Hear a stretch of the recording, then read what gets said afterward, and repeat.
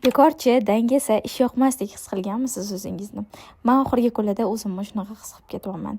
Ya'ni bekorchi emasman, bilaman, lekin bir oy, iyun oyida men har yili dam olaman. Chunki bir yil davomida tinim bilmasdan, umuman dam olmasdan ishlaganim uchun bir yilda bir marta o'zimga otpusк olaman. O'shaning uchun ham. O'zim shunaqa his qilganimdan ertalabdan korzinkaga tushib bozorlik qilib chiqdim, keyin ozgina ovqat qilishga tushdim. Xayolimga juda ham ko'p yaxshi ideyalar kelyapti, chunki bekorchilikdan odamning miyasiga har xil biznes ideyalar kelar ekan, har xil o'zingizga maqsadlar qo'yishni boshlar ekansiz, chunki zerikkansizda, o'shaning uchun ham. O'zi tan oladigan bo'lsam, meni ovqat qilishim bu sensatsiya, chunki ko'pinchalik ko'chada ovqatlanaman. Biznes ideyalar-ku kelaveradi, mayli, uni ham qilarman.